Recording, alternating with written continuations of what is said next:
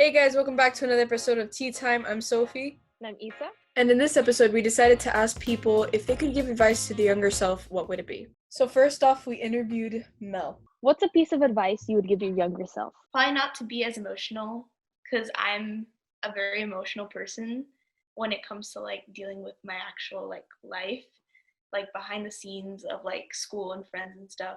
It's kind of like hard for me to like hold in my feelings, so I let them out then, but I'd rather not do that. Since being little, my mom has always nurtured me like I was a little kid. So I guess I've had that like kind of like comforting, kind of like I have someone there to protect me aspect. But then as I kept growing older, my mom obviously started backing off since I got older and I needed more independence. And I guess that kind of freaked my brain out a little bit. And I've just become more emotional.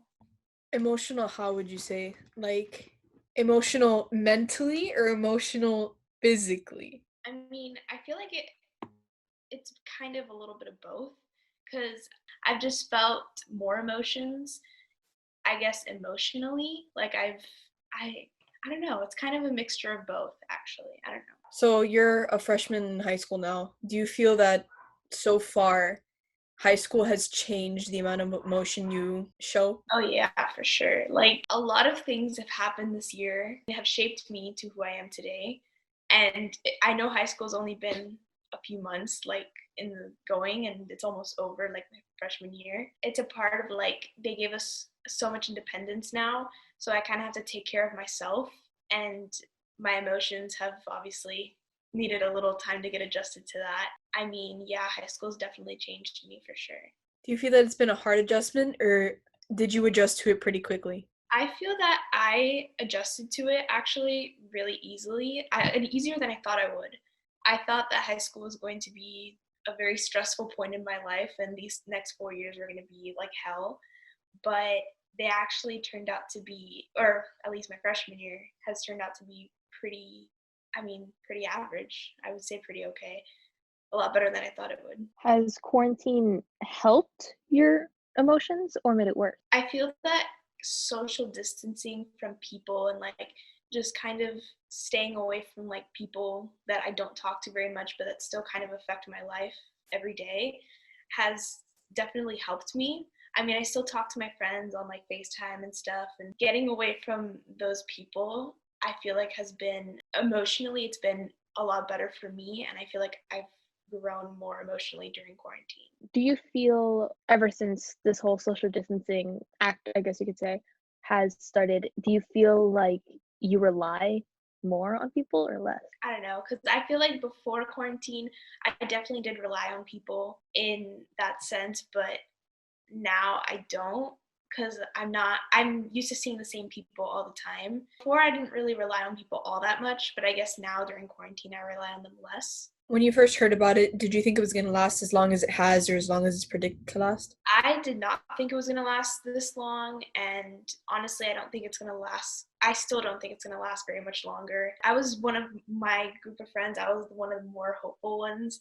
Everyone was like, no, we're not going to come back until like next year. And I was like, no, trust me, by like May, we'll go back into the swing of things, but we didn't end up doing that. Still am staying pretty hopeful. Some people say that we might not even come back to school in August, like we start online, but I want to stay hopeful and say that we're going to start hopefully and the quarantine is over. And your dad's a doctor. How has he influenced your opinion in this matter? I feel like my dad being a doctor has kind of given me some comfort in a way, because not everyone's parent is a doctor or a nurse or someone working in the medical field, but me having that person there has made me feel safer, especially during quarantine. Like if I were to ever get sick, you know, I'd have my dad there. Kind of like a reassurance, like nothing's going to happen because I have him here to help. Would you consider yourself an optimistic person or a pessimistic person? I'm pretty optimistic. I have very many bubbles in my head. Like I have different opinions. I see all things in different ways. So yeah, I do feel like I'm pretty optimistic. Do you think your emotions play into why you're optimistic? I guess since I'm a big softie, so I feel like that may have an effect on why I'm optimistic and why I have so many different views on things. As far as your emotions go, when you're transitioning between stages in your life, when you first came to St. Agatha in 5th grade, when you first got into high school, your first experience with anything, do you feel that your emotions have played a big part in that and how you react to it? Yeah, for sure. I mean, I've definitely grown emotionally since the 5th grade, obviously. Do you feel like you can control your emotions better now that you're older? Definitely. When I was younger, I kind of just let my emotions free fly. Like whenever I feel like this happened specifically in the 5th grade. I don't know why, but my teacher was particularly a little scary to me. And I've never had a teacher like her before. So whenever she would like look at me the wrong way or discipline me in like a way that wasn't even harsh, it was just kind of more like to have me learn. I felt like I would just start bawling in front of her and I'd start crying and I wanted to like, but I mean, as I've grown, I've learned to control those emotions. I obviously, no teacher makes me cry anymore, but tried to hold in my emotions. And I guess during that process, I've been able to learn how to control them and like keep them in a little box. Have there been any changes that you've noticed that are more prominent than others? I was always a rambunctious child, so I was wild. I liked to, you know, I had a wild mind, and I feel like after the 5th grade on, I feel like my mind kind of just settled, and like I don't know, I became more of the person that I am now, which is if I'm talking to like when I'm with my friends, I feel like I can just let loose and like talk to them like I would to like my family because I'm close to them and they know me and they don't judge me. Like it's our own little like circle.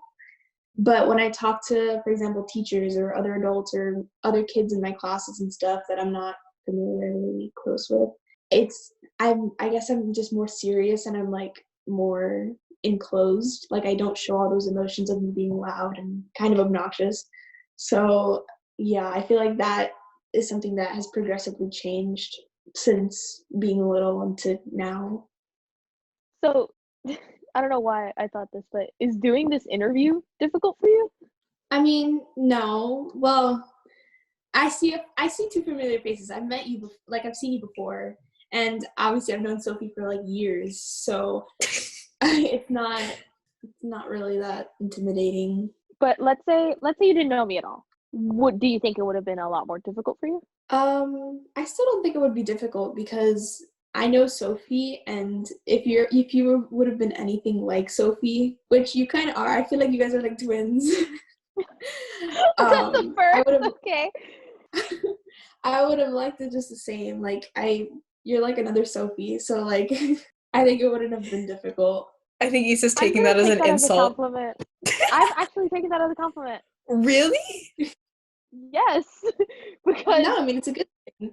yeah, like I think of it as a good thing. Like the only thing I don't Sophie. have that relates to Sophie is I actually have control of my impulses.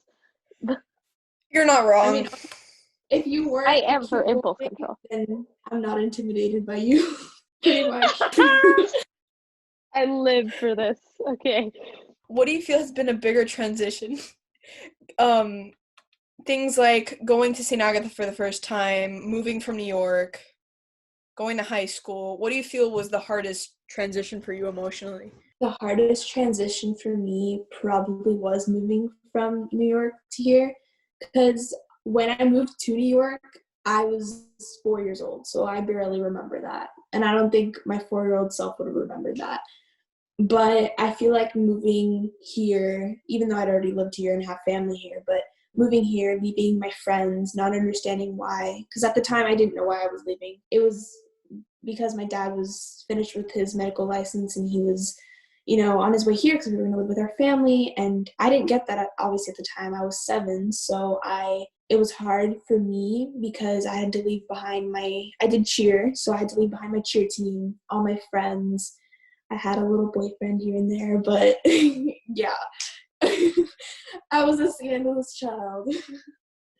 But yeah, it was definitely the hardest transition for me. And then I also, during that time, I had to join a school, and I found out, or I didn't really find out, but long story short, I had to leave that school mid-year and go to another school, which was another hard transition for me because me being the awkward new girl and also joining in the middle of the year was not a fun experience. But I mean, I got adjusted and it was good after a while. Do you have like an emotional connection to St. Agatha since that's where you came from before high school? Or is it just like, it's just a building, whatever?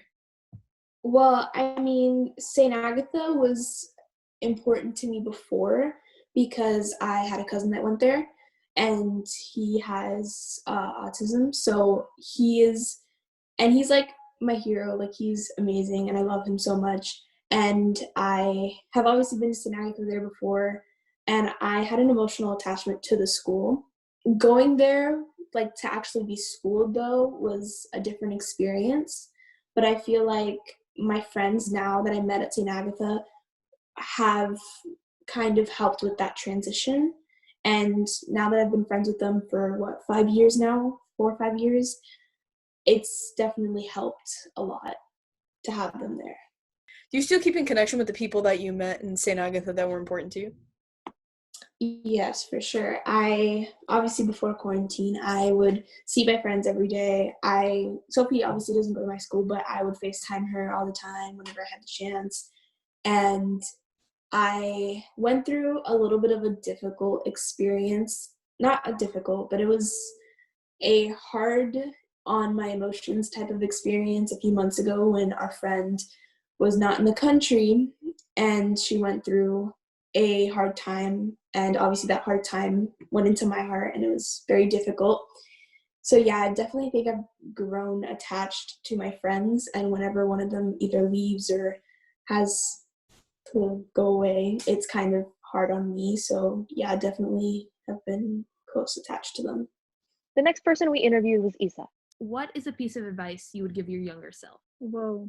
Um, well, I would tell my younger self, especially my middle school self, to take it easy and to not worry so much because you're only in middle school, and middle school grades and middle school things don't really count until you go to high school. And that is where your GPA and your life basically start. And that's where you should really just focus on getting good grades then. It's okay if you slip up a couple times. You're literally in middle school. It's not going to count. Nobody's going to look at that. And I would basically tell myself just to like live more in the moment and not be so stressed and relax, because especially during this time, we've all kind of realized that, damn, we should really just live in the moment more and just realize what we have. And what is so special about the world we're living in right now is that we're able to talk to our friends through FaceTime or through Zoom. If we were living through this quarantine craziness back in the day, like where our parents, they wouldn't have any source of talk, just to their parents and to like close family members, you know? And so we also have to be very grateful that we are just living through this time. And I just wish I can live in the moment and just hang out with friends and realize that, you know, the moments with the people that you love matter the most. I think that's what I'm getting at. So yeah. Do you think, compared to your middle school self, that you have changed a lot? Mentally, I have. Especially, I realized when I say middle school self, I mean like my 7th and 8th grade self, because I mean my 7th and 6th grade self, that was a mess. And so in 8th grade, I truly felt like I realized like 8th grade was my best year. So like in my life, basically, because it was just a moment where I was like, damn, I can breathe, you know, like I realized that I went through such a hard times in 7th and 6th that like to just live in the moment. I wanted to enjoy my experience being a 14-year-old girl and living and being with my family and my friends and making sure I was happy and making sure I wasn't going insane and going hectic, because I realized, this is going to go a little dark, but in 7th grade, I would constantly have anxiety attacks, and I realized that in that moment I've had mental illnesses for a while, and that was when I realized like, damn, I'm going through crap, you know. And so I realized like I can't let myself get to that point, because it was such a dark place in my life that I can't go back to. And if I do, like I don't know what I would do. Like that's where it would like things go south, you know? So I made sure that I was healthy, and that's also where I like, because I've always been overweight, and in 8th grade is when I was like, I need to get my stuff in gear. I'm going to high school and I didn't feel like I wanted to be in the place that I wanted to be mentally and physically. And that's where everything just became better because I literally worked on myself, if that makes sense. And so not saying that anybody has to change themselves, because no, that is not what I'm saying. You're beautiful the way you are.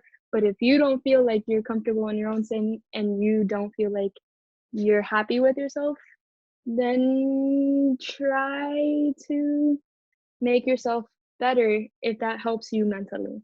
When you said you give the advice that you give to your younger self is to live in the moment, right? Yeah, Do you feel that you apply that more now than you did before?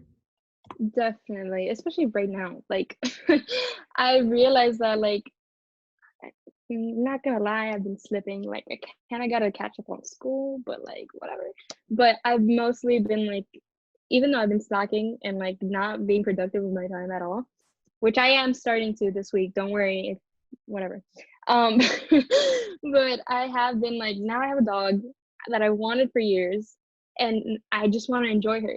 And that was the whole reason why I wanted to do it. Wanted to get her this. She's a blessing. That story is long, but it's beautiful, and I'm so happy I got her now because now I can spend all her puppy like the puppy moments now with her being me and her and my family, and it's the best. And I'm living in the moment, meaning like I see her grow up, you know?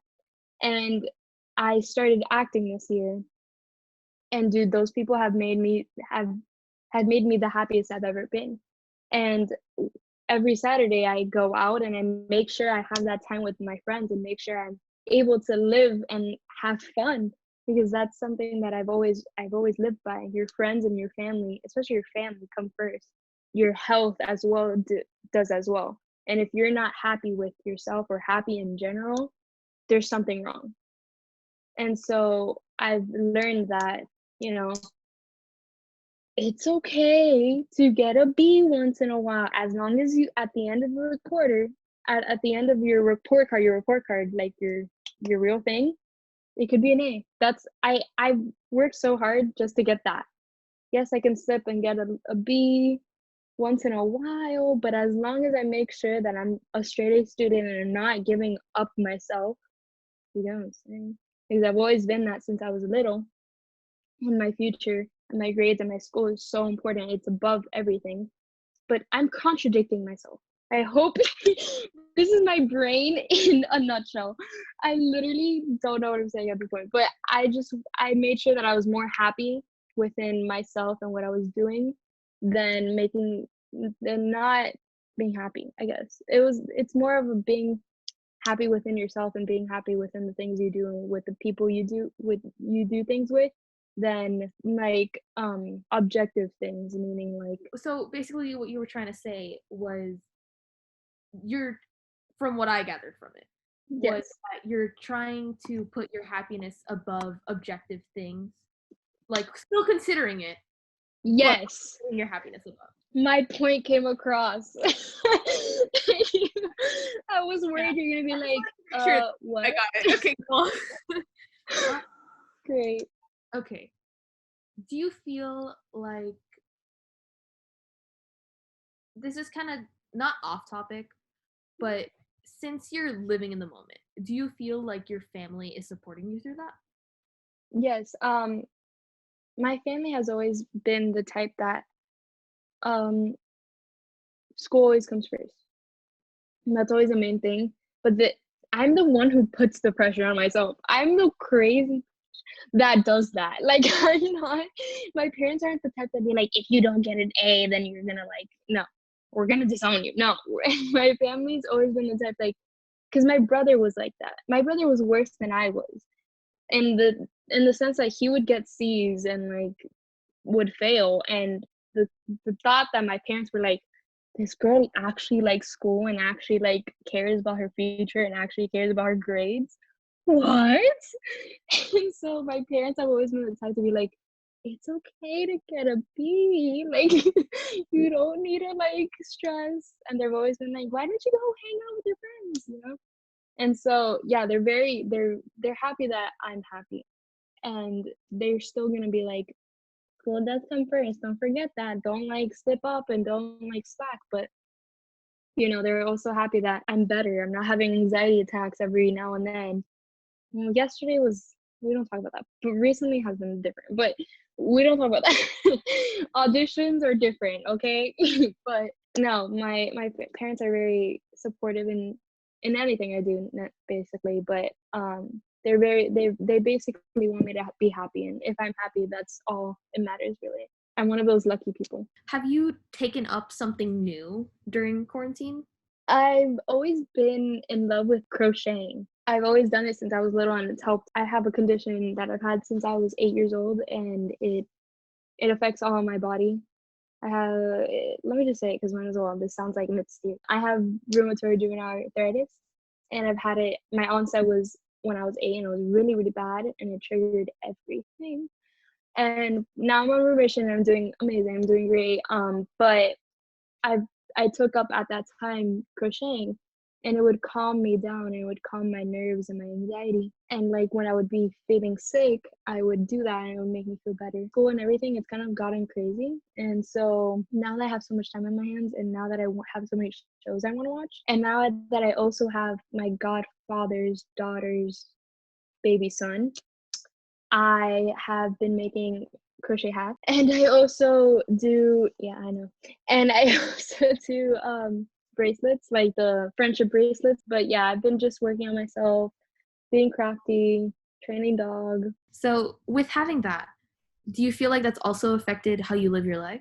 It was hard because it was just something new. I wasn't, when I was little, like kids would go run and play and PE and do jump rope, and I couldn't do any of that because I would start hurting. Like it was impact, and like any hard impact would mess, like my ankles will start hurting because it's an immune system disorder, which is why Corona has been scaring my whole family. But it's an autoimmune disorder, which means that my immune system is weird and whatever. But when it affects my joints, so any hard impact, or when I'm sick, I get really bad. My whole body hurts. Like the flu, girl, if I get the flu, oh my God, it's hell.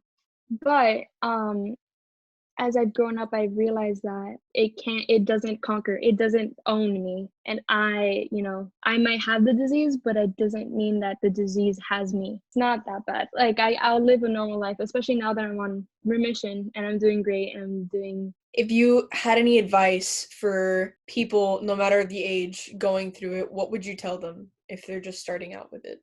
That it gets better. To make sure that you are doing what your doctors are doing, because as annoying and as upsetting or as crazy it sounds, rest is such a main thing. Don't get so stressed. Be calm. Try to meditate. I don't know. I never did that, but I know that helps people with anxiety or stress. I should have done it when I was little, but I should do it now, and so and so just try to do things that makes you happy and that makes you can make you calm, and make sure you don't get so stressed. Enjoy the little things. Make sure that and try to get a great support system, even though I know there's a lot of people who can't, or who are trying to battle this by themselves. But if you can get people to help you, that is one of the main things, a great thing to have. Because I know that if I didn't have my parents or my friends or my family, it would probably be a different battle than I underwent. And last but not least, we interviewed Marani. What's a piece of advice you would give your younger self? Definitely not to let the little things get to you. That's a definite one for me. And definitely to enjoy life every day. Live in the moment more than anything, and don't keep looking in the past. Why would you want to give this advice to your younger self? Because I'm definitely the type of person who is always looking at the past. Oh, but this happened, and is it going to happen again? I can honestly say I'm a little obsessive with things.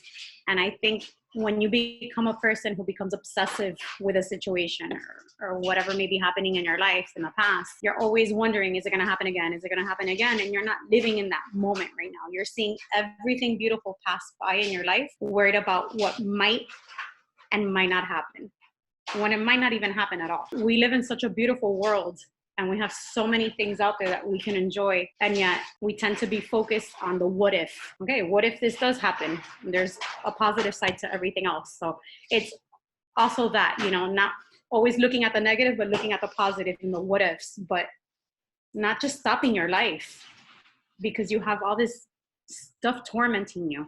Life, I think, again, since I'm older, when we're younger, we think we're very untouchable. But the reality of life is we don't know when our time is up. So why keep worrying about that past and not living and not know if you have a certain amount of time left? You said this is advice to your younger self. Do you think you apply that in your everyday life? It's a work in progress, I'll be honest. I have some days that are a little easier, especially with the circumstances we're in right now, teaching from home, with everything I have to deal with on a daily basis with my students, with the parents. And then we do have a little bit more time as teachers since I only teach virtually for an hour and a half, Monday through Friday. So sometimes I start thinking again, oh, but if this, oh, but if that, and then I have to kind of catch myself. That's why I feel, for me, giving that advice and speaking to my daughter and telling her to live in the moment is very important now that you guys are so young, because to retrain a 41-year-old mind is very difficult versus a 14-year-old, a 10-year-old, or whatever the case may be. It's restructuring that frame of mind and constantly reminding yourself the positives and what a great life I have. And I'm so blessed. I think that's a constant reminder that we should all have. And that's something that I work with on a daily basis. Like I said, I struggle, but I still, when I find myself struggling, I have to stop myself and say, no, your life is good. You're blessed. You have a healthy family. You have a house. You have a great career. But it is a little bit of a struggle sometimes for me. But I will overcome. Was there someone that told you how to live that way, or did you have to figure that out yourself? Definitely. I mean, my parents have always been very positive and looking at the positive outcomes in life. But I can honestly say that definitely started when I met my husband. My husband is honestly the probably the most positive person I have in my life. And I've been with him for 23 years. So married going on 20 this year. But overall, if I start saying something to him in a negative way, he'll stop me and tell me, reframe that. He's definitely someone who helps me and guides me in the right path. So, and he definitely instills that in our household. Would you say that something in your past influenced the way you think now? Oh, definitely, hands down. When I was in high school, at your age, both of you right now, 14, I was my freshman year, going into my sophomore year. That summer, I was diagnosed with lupus, discoid lupus, which is what affects the skin. That was very shocking to me, going to the doctor and then him telling my mom at that moment that I had lupus. And of course, I'm sitting there like, what is going on? That's a term that wasn't back then. That was almost, I believe, like 26 years ago. Something that we had never really heard of. So, of course, my mom starts crying and I think to myself, oh my God, I'm going to die. What's going on? So then it was, Marini, you're not allowed to go to the sun because lupus patients can't get sun because that affects their skin and that affects them. So it was the constant fighting. Oh, you can't go to the beach with your friends. Oh, you can't get sun. If we rented at the beach, it was Marini, you need to go inside because it's too hot while everybody else was outside. So it was just all these obstacles that I had to overcome. And, that just started bringing a lot of anxiety into my life and, the negatives. And then unfortunately, all that stress caused me not to be able to go to school a lot. So I started missing school. Then I would get better and I would go back. My teachers were very accommodating. My senior year was probably my toughest because I ended up getting worse with my lupus was flaring. I was losing my hair. I lost my eyelashes because my eyelids would get stuck together. And I ended up having to do my senior year homebound. And back then we didn't have technology like the computers we have today that we can virtually see each other. I had to be on a speakerphone and call in every morning to a teacher that had other students that were also homebound. So not only was I stressed because of my illness, I was stressed that I couldn't be with my friends. I was stressed that it was my senior year. So I had all these anxieties. Yes, I was able to go to prom because they had to allow me to go do different things and what we called grad night back then. You guys called grad bash, I believe now. I think definitely that point in my life is what really triggered that negativity in my life. Even though my parents were positive, I would look in the mirror every day and see myself, and I knew that I felt I didn't look fine. So that was just a big moment in my life that I think has really, unfortunately, trickled into the rest of my life, the what ifs.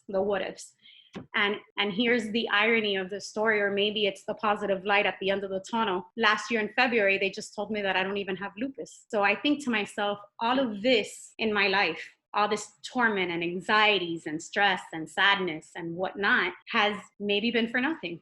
Or I can look at it as it has made me the person that I am, the good and the bad, because we all have good and bad. But it makes me want to work even harder at who I am. And I can tell you that even though I was stressed in my high school years, that I was very goal driven. I wanted to graduate with my class. I wanted to walk with my class. I wanted to go to college. I wanted to become a teacher. I didn't let that hinder me. So yes, I'm a nervous person, and I get anxious at time, and I get worried, but it doesn't stop me from living my life and reaching my goals. I just need, again, to learn to really just push that to the past and see the positive in all of it, in all of my situation. If you never would have been diagnosed with lupus, how do you think your life would have been different? I don't think I would have been who I am today. I think I probably would have taken life a little more for granted. I might have done, who knows, maybe I would have been a more reckless teenager. I think that helped me become more compassionate towards others and in greater causes.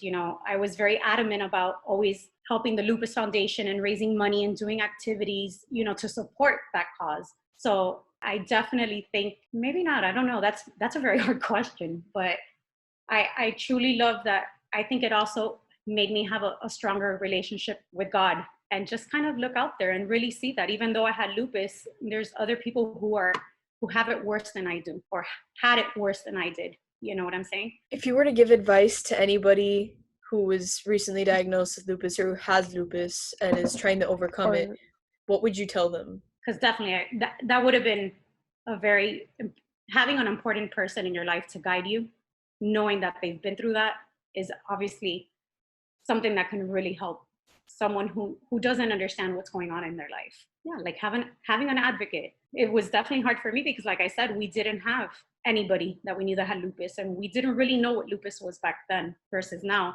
I would definitely say, you have to stop, take a breath, get more than one opinion, seek out others, join groups that support lupus patients, get in touch with whoever your God is, and try to look at the positive. Yes, you're going to go through these obstacles, but in hindsight, yes, my first 4 years of being diagnosed with lupus were the hardest. But then after I graduated high school, things just started to fall into place. And the healthy eating and the exercising and, knowing how much sun I can get. And you kind of, it's just something that does become a little easier. And speak to others that, psychologists, psychiatrists, they do help you work out whatever's going on in your mind. So you're able to let that go and again, go back to living your life the way that you're meant to be lived. You can't live your life solely on lupus, because if you let that rule your life is only going to be about lupus, and you're not going to be able to enjoy the rest of your life. Was it a shock to find out that you didn't have lupus? Like, what was your reaction? Like I said, my first 4 years were the toughest, and as time went on, it just got easier. And I remember telling my husband once, when we did a lupus walk that we raised money, and actually it was the first walk we did, and I remember my whole family was there to support us.